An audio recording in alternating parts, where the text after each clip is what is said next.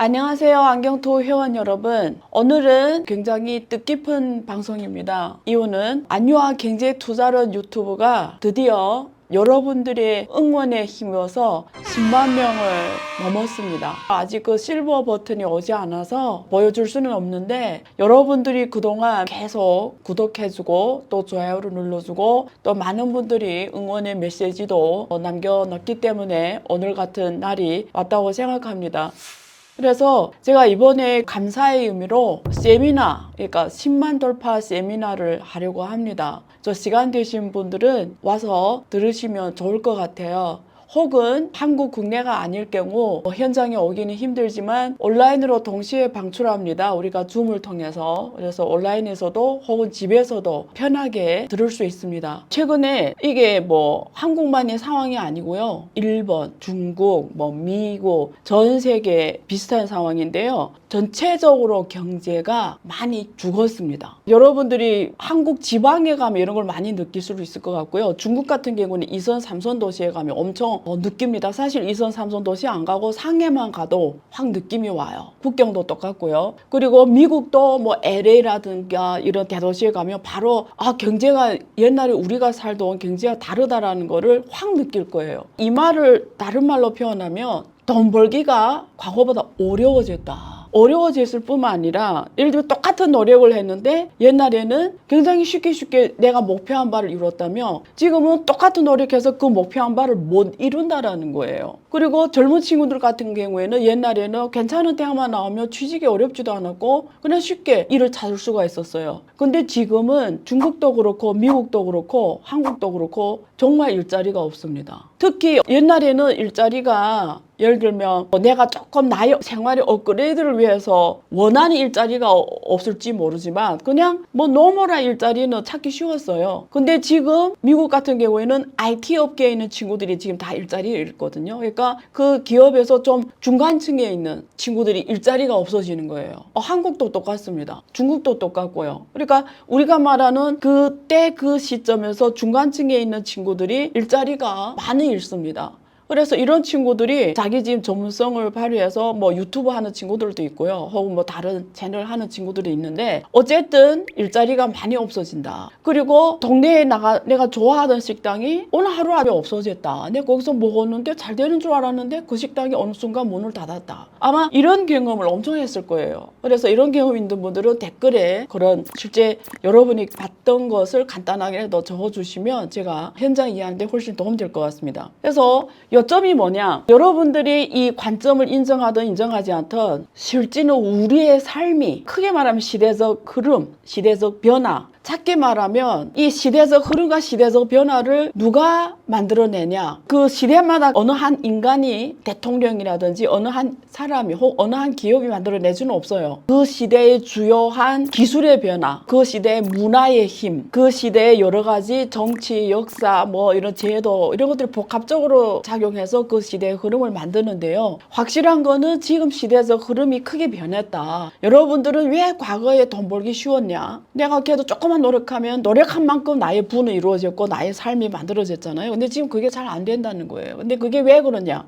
여러 가지 원인이 있지만 가장 큰 변화는 글로벌 경제가 성장이 이제는 성장하죠. 3%, 2% 어쨌든 성장이에요. 멈춘 게 아니고. 근데 그 성장에서 오는 한계 생산성이 계속 떨어지는 거예요. 쉽게 말하면 기업이 생산성이 효율성이 높아져서 공급을 확대해서 그리고 그 공급에 참여하는 사람들이 자기 참여한 만큼 부를 가져가서 그 부를 통해 다시 소비를 해서 다시 또 경제가 투자가 돼서 확대해서 이렇게 경제가 공급과 수요의 균형에서 경제가 이렇게 돌아간단 말이에요. 근데 그 공급과 수요가 불균형이 발생한 겁니다. 그래서 글로벌 경제가 지금 빨간불입니다. 근데 이 글로벌 경제의 핵심에 미국 경제하고 중국 경제가 있어요. 이 방송이 나갈 때 제가 PD한테 그 그림을 보여줄게요. 여러분은 느끼지 못했겠지만 여러분들한테 떨어지는 이 여러분들이 벌어들이는 수익을 제가 떨어지는 국물이라고 할게요. 이 떨어지는 국물이 그 미국과 중국 간의 경제 관계에서 전 세계 경제가 돌아갔던 거예요. 그래서 누이 좋고 매부 좋고 전 세계가 둘의 경제 관계에서 발생하는 곡물들이 많은 세계 다른 나라에 가면서 노력한 만큼 공헌한 만큼 돈을 벌었다는 거죠. 근데 지금 미국하고 중국이 관계가 흔들리는 거잖아요. 근데 이번에 미국 대선이 있잖아요. 지금 누가 오냐? 공화당이 이기냐, 민주당이 이기냐, 트럼프가 오냐, 해리스가 오냐. 미국과 중국과의 관계는 만약에 지금 팽팽해졌다면 누가 오냐에 따라서 더 팽팽해지고 덜 팽팽해지고 어쨌든 이거는 이렇게 쫙 우리가 이렇게 둘이 줄넘기 줄을 이렇게 둘이 계속 당기면 어떻게 돼요? 팍 끊어지잖아요. 둘 다 넘어지겠죠. 미국하고 중국의 그 관계예요. 근데 계속 중간에 둘이 땡기기만 할 거냐? 아니라는 거예요. 또 같이 잘해보자 하면 또 이렇게 가까워졌다가 야, 안 되겠다 하면 또 이렇게 늘려졌다 하는 과정이 있습니다. 이게 어떻게 과정 몇 번 반복하다가 어차피 뚝 끊어질 거예요. 지금 그 단계입니다. 그래서 뭐 해리스 오냐 우리 그 트럼프가 우리라고 아니야 트럼프가 오냐에 따라서 땡기는 힘이 세냐 조금 느슨하네 차이는 있어요. 근데 어쨌든 이 관계가 이미 위기인 세계 경제를 훨씬 더 빨리 위기로 들어갈 거야 할 거예요. 왜? 제가 그걸 세미나에서 아주 쉽게 풀어줄 거예요.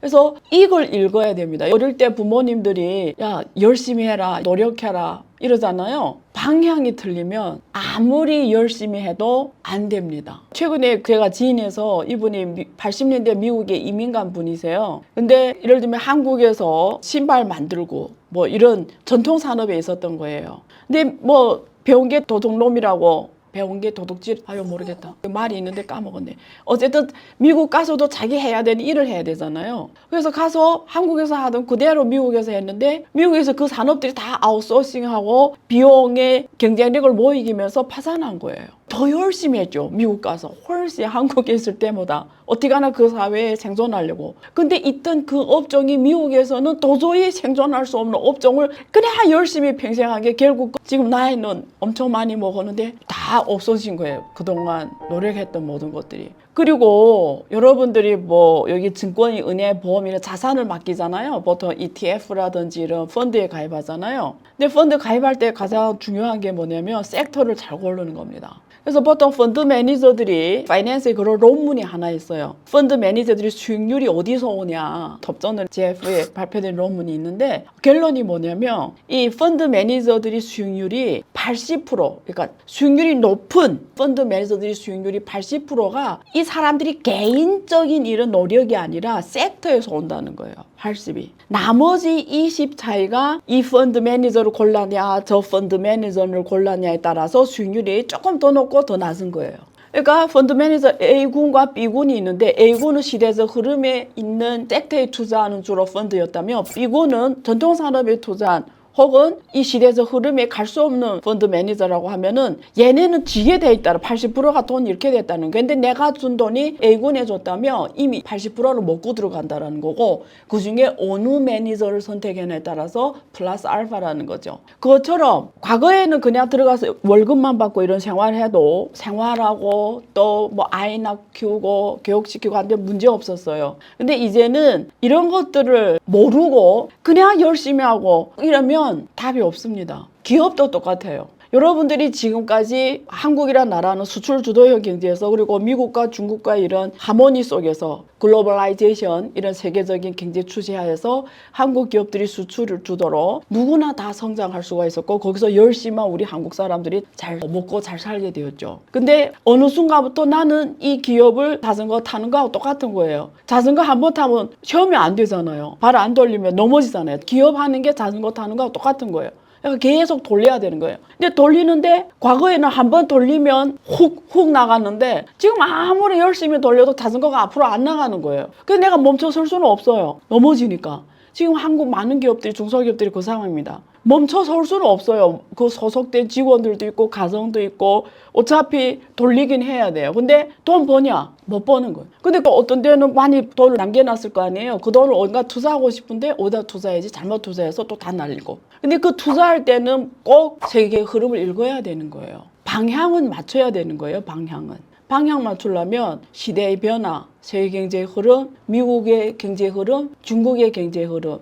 그래서 세계 경제 흐름을 보려면 오른쪽 미국 경제, 왼쪽 중국 경제를 필수로 알아야 됩니다. 그럼 내가 뭐 미국 전문가가 돼? 중국 경제 전문가의 그 뜻은 아닌데 워낙 많은 그 훌륭한 전문가들이 흐름을 말하는 거는 거의 다 맞아요. 여러분 오늘 이 주식이 올라갑니까? 내려갑니까?는 도박이에요. 아무도 못 맞춰요. 근데 전체적인 어느 방향으로 간다라는 거는 거의 정확성이 맞습니다. 확률이 훨씬 더 높아요. 그래서 조지 소로스 같은 이런 전문 금리에 베팅하는 이런 헤지 펀드들이 왜 수익률이 높냐. 그 나라의 거시경제 흐름에 베팅하는 거거든요. 이거는 어느 한 주식이 오늘 올라가냐 내려가냐에 비해서 훨씬 맞추기 쉬워요. 그래서 이런 내용을 아주 사고의 논리를 쉽게 방향이 보이게 파트 1에서 설명드리려고 합니다. 두 번째는 이번 9월에 미국 연준에서 금리 인하했잖아요. 그러면 막 금값이 올라가고 지금 한국 원화 환율이 막 절상하고 이제 금리 인하하니까 경제학에서는 금리가 인하하면 자산 가격이 올라갑니다. 제가 여러 번 안유화 경제 출연에서 말했고 여러 장소에 말했어요.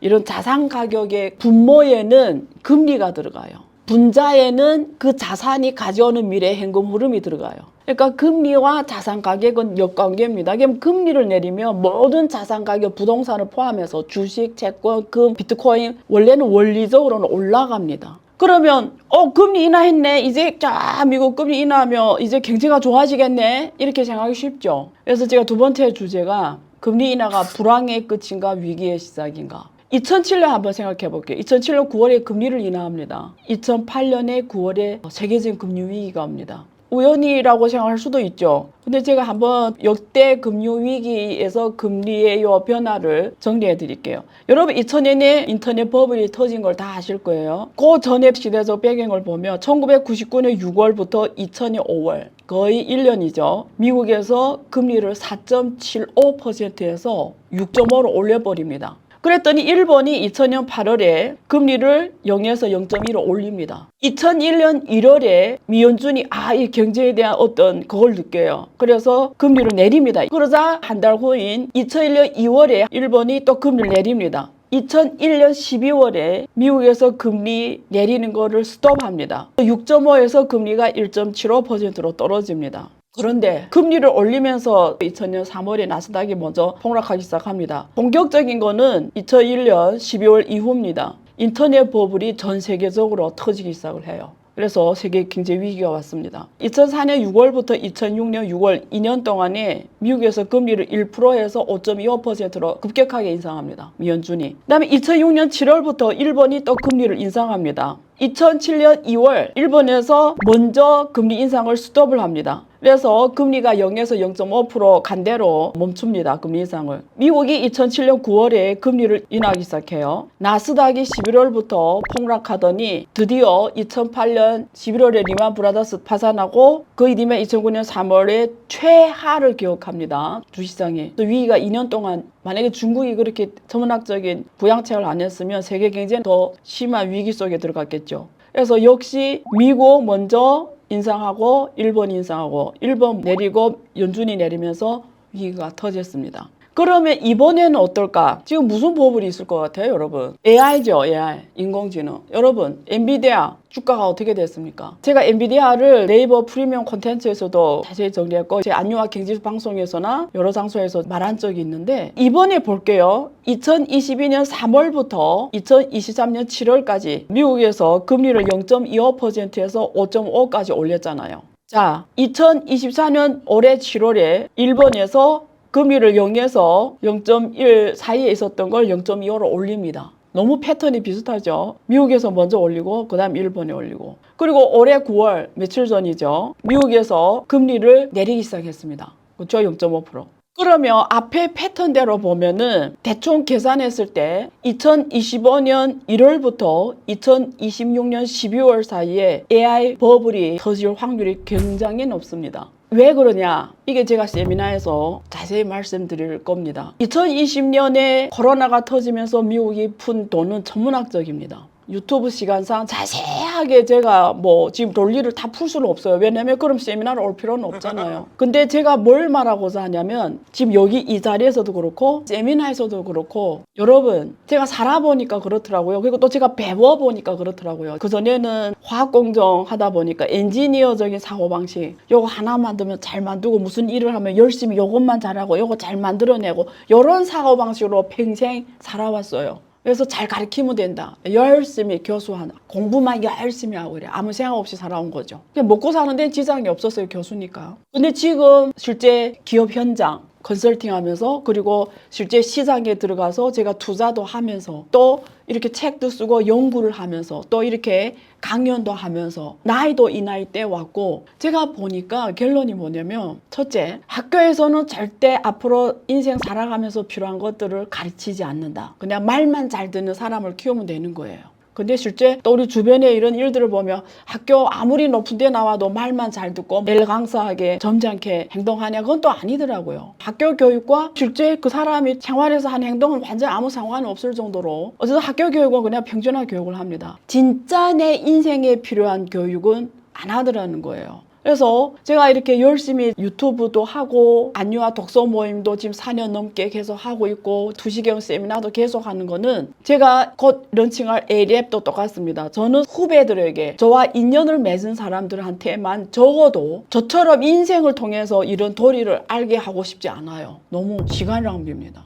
옛날에 봉건사회 황제시대 그랬다잖아요. 그 황제 안에서의 교육은 일반 사람들을 교육하는 거 다른 내용입니다. 근데 그게 사실은 진짜 필요한 내용이에요. 우리가 살아가면서 알아야 될 것들을. 근데 이런 거를 모르는 사람과 아는 사람이 이 세상을 구성을 해요. 그러면 이런 것들을 아는 사람은 상위 20%가 있는 거고 이런 걸 모르는 사람은 하위 80%, 20과 80이 세상을 구성해서 가는 거예요. 이게 세상이 돌아가는 원리입니다. 그럼 여러분은 상위 20에 있을 거예요? 하위 80에 있을 거예요? 우연히 제가 일론 머스크에 관한 책을 보게 됐고 그 사람을 주목하게 됐고 저만 주목한 많은 사람 주목하겠지. 어쨌든 제가 그 사람이 좀 우리 상식을 깨는 말들이 많은데 그중에 인상이 깊었던 게 지금 말하고자 하는 이것입니다. 왜냐면 제가 평생을 통해서 느꼈던 아주 깊은 도리 중에 하나인 거예요. 그래서 깜짝 놀랐어요. 어떻게 제가 생각하고 똑같은 말을 하지? 무슨 이야기를 했냐면 여러분 잘 들으세요. 전 세계 인구가 지금 80억 정도 되잖아요. 책을 읽는 거 하나만으로 여러분 전 세계 인구의 20% 안에 든대요.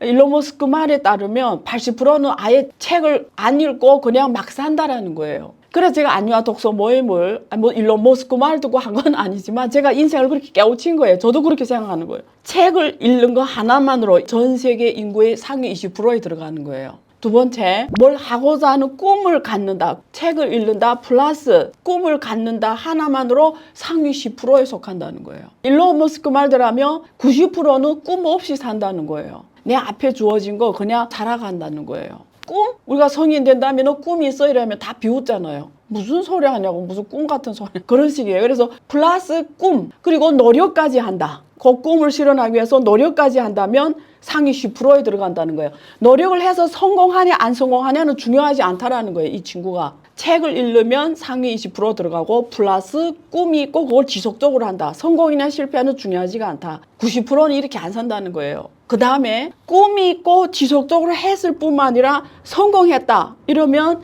세계 1%에 들어간다라는 거예요. 아시겠죠? 여러분, 제가 삶에서 깨우친 많은 도리 중에 하나가 정확하게 이겁니다. 이런 이야기를 해서 너무 깜짝 놀랐어요. 99% 사람으로 살아갈 건지 상위 1% 살아갈 건지 80% 사람으로 살아갈 건지 상위 20% 살 건지 90%에 속해 살아갈 건지 10%에 속해 건지 여러분의 선택입니다. 저는 적어도 저와 저의 안유아 경제투자 유튜브를 구독하거나 좋아요를 눌러준 오늘 이 자리에 있는 분들 혹은 저희 안유아 독서모임 강연을 한 달에 한 번씩 들어주는 사람들 혹은 저희 책을 사서 구매하는 사람들 혹은 저의 강연을 어디에서 들었던 사람들 그리고 이번에 하는 투시경 세미나인데 찾아와서 제가 하고자 하는 얘기를 들은 분들은 그냥 책 읽는 동작 하나만으로 여러분 80에 속한다는 거예요. 그중에 저의 어떤 강연을 듣고 어떤 꿈까지 만들었다 이러면 여러분은 그 행동 하나만으로 10%에 들어가는 거예요. 근데 성공하냐 안 성공하냐는 시대에서 흐름을 읽었냐, 아까 방향을 잘 맞췄냐, 그리고 운도 따라주냐. 운이 중요하잖아요. 노력하면 방향을 잘 맞추면 운이 생깁니다.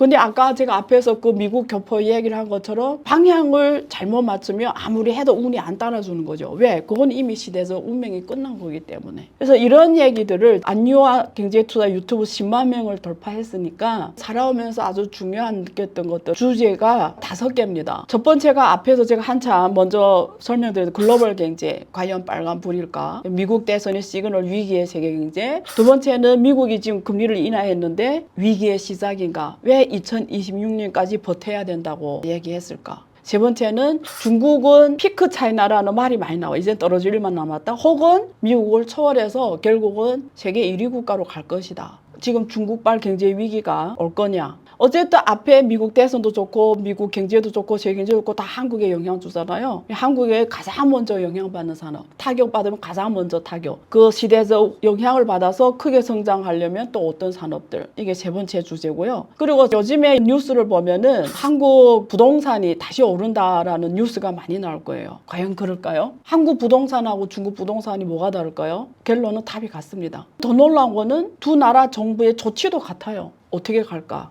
중국 부동산, 한국 부동산. 네 번째 주제고요. 미국에서 금리 인하했잖아요. 그럼 자산 가격지가 오른다고 했잖아요. 비트코인 같은 특히 인공지능에 대해서 여러분은 지금 잘못 알고 있고 잘못 준비하고 있습니다. 기업들까지도. 그래서 집사기 안유아 독서 모임에서 인공지능 시대에 이 시대에서 운명을 어떻게 지혜롭게 잡아서 준비해야 되는지 기업의 측면에서 정부의 측면에서 개인의 측면에서 인공지능 시대에 이 시대에서 운명을 기회로 어떻게 가져가야 되는지를 집사기에서 할 겁니다. 근데 이걸 제가 과거에 했던 것처럼 어떤 이론적인 내용보다도 지금 9월 달이잖아요. 제가 올해 8개월 내내 고민을 했어요. 일반인 입장에서 이 인공지능이라는 시대가 주는 의미가 무엇일까? 지금 사람들 막 챗GPT 어떻게 하냐? 이런 거를 배우는 게 과연 우리가 준비해야 되는 자세인가? 저 아니라고 보거든요. 실제 우리가 아주 큰 거 놓치고 있습니다. 그리고 애플하고 화웨이 관계가 결국 미래를 알려줘요. 지금 화웨이 스마트폰이 다시 중국에서 1위를 했고 세계로 진출하고 있습니다. 유럽을 가고 있고 애플은 중국에서 5위 밖으로 밀려났습니다. 과연 이게 미국 경제에 주는 시그널, 미래 미국과 중국 기업에 주는 시그널이 무엇인지. 저는 앞으로 미국과 중국 간의 인터넷 세상의 베를린 장벽이 만들어진다고 생각하는 사람입니다. 두 시스템이 돌아갈 거예요.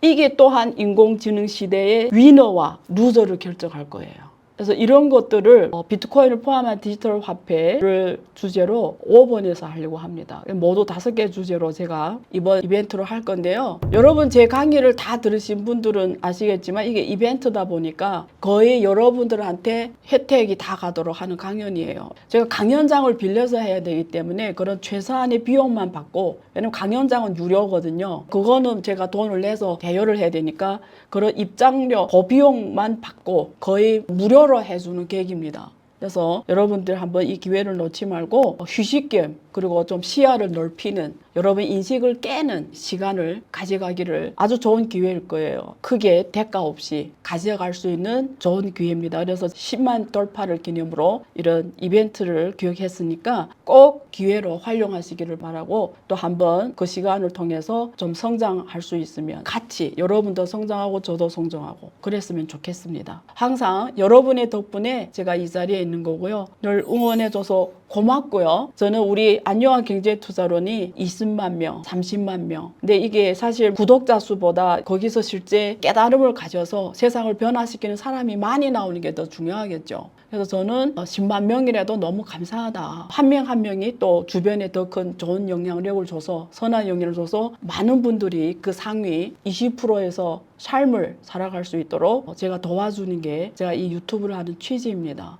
어느 정도까지 할 수 있는지는 모르겠지만 최선을 다하는 겁니다. 감사합니다, 여러분. 구독과 좋아요는 항상 우리가 더 잘할 수 있는 힘이 됩니다. 감사합니다.